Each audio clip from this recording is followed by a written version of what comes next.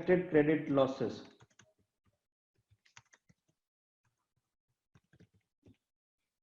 There is a new model of expected credit losses for the purpose of impairment, in which there are three stages: stage 1, stage 2, and stage 3.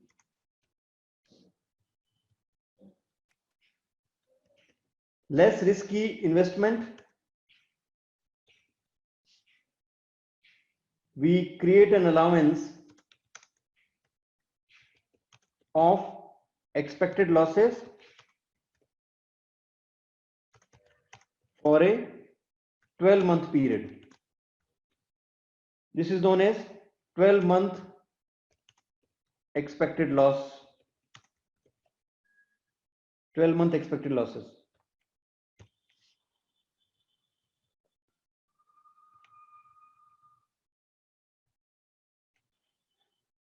Stage 1. If the investment reaches a stage wherein it is risky but not yet impaired, we move into the position of lifetime expected losses. How much losses can occur on the lifetime of this asset?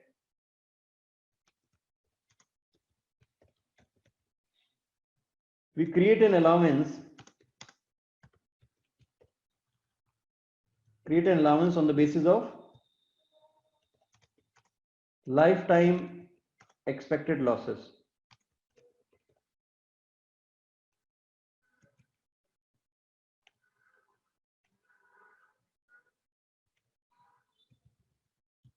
So in stage 1 and stage 2,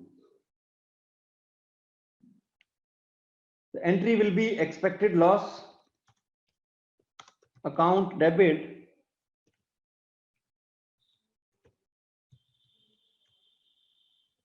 ECL allowance credit.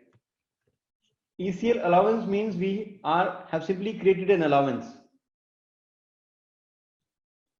We'll continue to record interest income on gross carrying amount of asset. The asset is not impaired. Asset is not impaired yet. We have simply created in India's terminology, we use a provision, but in reality in IFRS, we cannot use the term provision because provision is kind of a liability. We are not liable to pay to anyone. We create an allowance seeing the expected loss in future.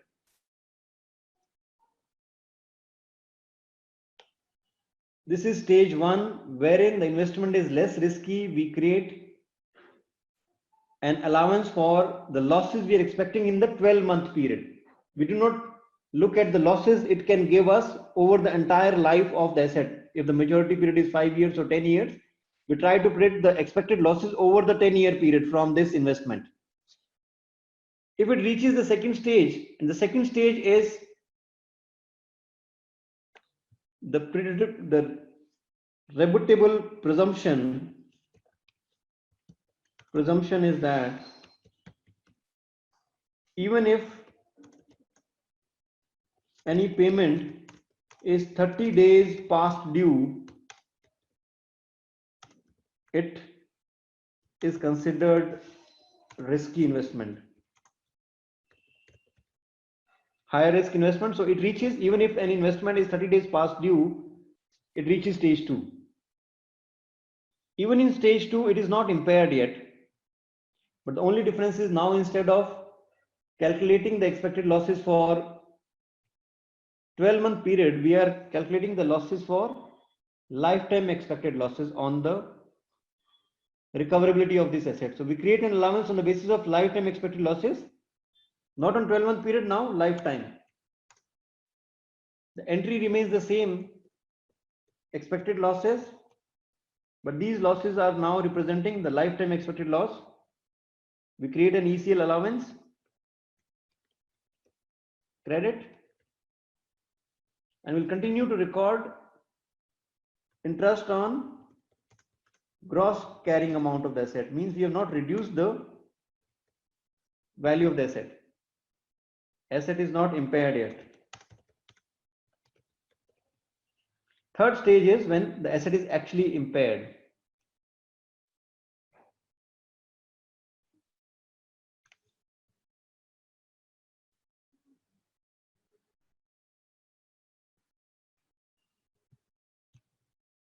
Third stage is lifetime expected loss.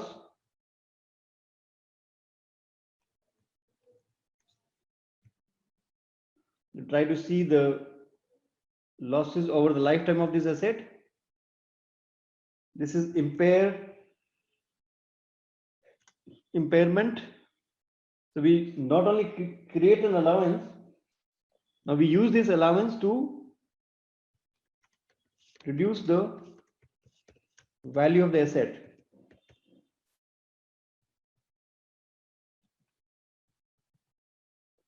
So the allowance so created reduces the value of an asset, and if there is any allowance to be created this year as well, when in the year of impairment, this entry will again be repeated, expected loss to ECL allowance, and ECL allowance will be debited to impair the asset.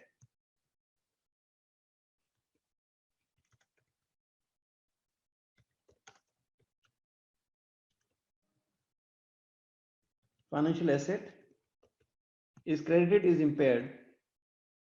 In this scenario, the interest will be calculated on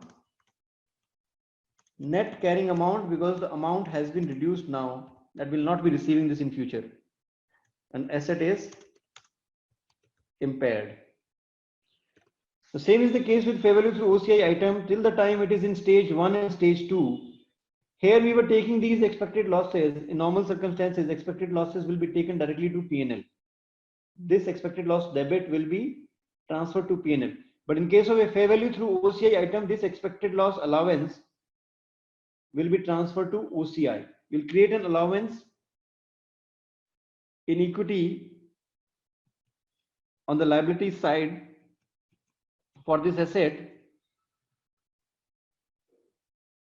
but this debit which is being charged to P&L in normal circumstances will be shown as part of OCI in case of fair value through OCI item. This is what I was trying to talk here, that amortized cost balance is subject to impairment. Fair value through OCI item is also subject to impairment, though we are remeasuring it at the end of each year to P&L. So there is a difference in fair value of this instrument which is being remeasured to OCI. So if there is any allowance created, that allowance created will also be forming part of OCI. Hope this is clear. Hope this is clear with everyone.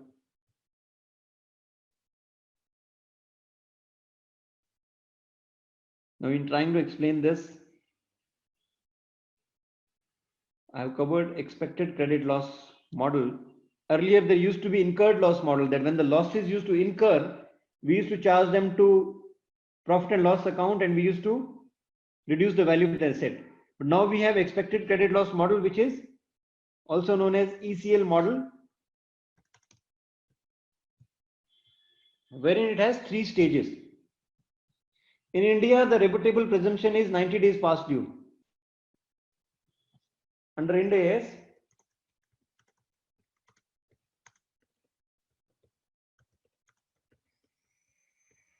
presumption is 90 days past due. That if any payment is due 90 days, it will be reaching stage 2 and will get into calculating lifetime expected losses of that investment. Any questions, any doubts till now?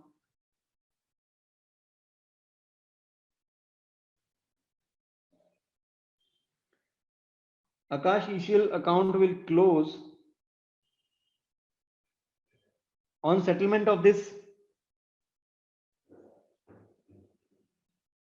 So there is a maturity period for it on the sale of this asset. ECL amount will close or will be charged to asset when there is an impairment. Stage 3, if you noticed, ECL account was credited, but in stage 3 it is debited to financial asset. We use that allowance to reduce the value of an asset. So till the time it is not impaired, we are being prepared for impairment. We are ready for impairment through creating an allowance. So shareholders are informed that this asset may get impaired in future. That is the expected credit loss model, that this asset may get impaired in future. So we recognize an allowance in stage 1 and stage 2, this which is an indication to shareholders that this may get an impairment. But when it reaches the stage 3, when it is 30 days, when it actually gets impaired, 30 days past to stage 2, when it actually gets impaired in stage 3, when we know that there is a doubt on the recoverability of the value as mentioned in the value of asset, it gets impaired. So we use that allowance to charge impairment loss to P&L if it is measured at fair value through OCI. But when we create an allowance, we have already charged to P&L and created this allowance. So we use this allowance to charge impairment to the value of asset. Is this clear, Akash? So there are three categories in which a debt instrument is divided. One is on amortized cost basis. The second is mandatorily recognized through fair value through OCI if we have SPPI category with the intention to sell, solely payments of principal interest and contractual agreed cash flow, but the management intends to sell it if they need to fund themselves in future. So they are keeping this liberty with themselves that if they need funds, they may sell this investment. So if they intend to do so, the standard on financial instrument says that we have to mandatorily recognize it fair value through OCI. But there is a catch here that the cash flows are contractually agreed, predictable on a fixed rate of interest or effective interest rate of interest. They may be subject to impairment because there can be doubt on the recoverability of these cash flows. Though they are being measured at fair value through OCI means being remeasured at the end of each year, though the difference is taken to OCI. The asset is being reduced or asset is being increased at the end of each year. If there is a improvement in the fair value of this instrument, the asset increases with the improvement in the fair value. If it falls, the asset decreases. So it is different from the impairment we do for debt instruments. Because normal ECL model says that there are 3 stages, and in the 3 stages, if it is less risky, we create an allowance, charge it to P&L, we create an allowance, we do not reduce the value of an asset. Even in stage 2, we do not reduce the value of an asset. We again debit the expense to P&L and create an allowance. We use this allowance when the asset actually gets impaired when it reaches stage 3. When the asset gets impaired, in that scenario, we reduce the value of an asset and any future interest will be calculated on the net carrying amount. So in stage 1 and stage 2, the interest is calculated on the gross carrying amounts. In stage 3, interest is calculated on the net carrying amount.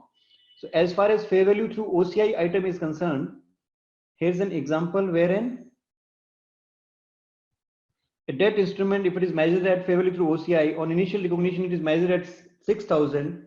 And if it is for a period of 6 years, at the end of each year, we'll take the difference to OCI. We'll remeasure it at the end of each year and we'll take the difference to OCI. But if the same asset is subject to impairment, even if it is in stage 1, the standard says that the loss allowance relating to any debt instruments which are measured at fair value through OCI, the portion of the fall which relates to credit losses will be recognized directly into P&L and any difference will be shown as part of OCI. No allowance account is needed here since we are measuring this instrument at fair value at the end of each year. So it automatically reduces the value of the asset. So the stage 1, 2, 3 criteria is not applicable to it because it says that since the asset is being remeasured at the end of each year, we can directly make the adjustment in the value of an asset, the fall of credit losses directly to P&L, remainder portion as part of OCI. So standard says that with the exception of instruments measured at OCI, for all 3 stages, credit losses are recognized in P&L. That means the financial assets which are measured at amortized cost, they will be subject to the 3 stages and will create an allowance for the financial assets measured at amortized cost, which will be offset against the carrying amount of an asset when the asset actually gets impaired. So if I do the solution for this So instead of directly creating an allowance, since we are not required to create an allowance, when we remeasure, the instrument was quoted in active market at 5,300. So the asset value, the debt instrument value is credited by 700, directly reducing the value of an asset. Now this 700 is divided into two parts, one relating to credit losses and one relating to the fall in the fair value of the instrument. So the expected credit losses for 12-month period amounts to 400. This amount will be charged directly to P&L, and any remainder will be forming part of OCI. So P&L account will be expected credit losses are directly debited to P&L by 400, and the remainder is charged through fair value through OCI, debited 300. This is the accounting treatment for debt instruments measured at fair value through OCI. Hope this is clear.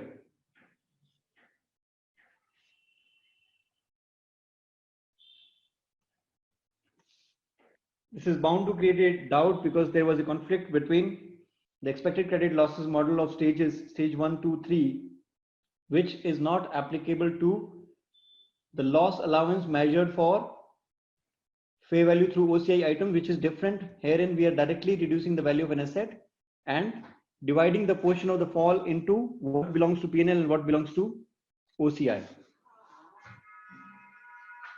Is the debt instrument part clear? Financial asset divided into two parts. One is debt instrument and one is equity instrument. Hope the debt instrument part is clear, that if we are having a debt instrument in the form of a financial asset, hope we'll be able to bifurcate it into three categories: amortized cost, fair value through OCI, and fair value through P&L. Any doubt in this?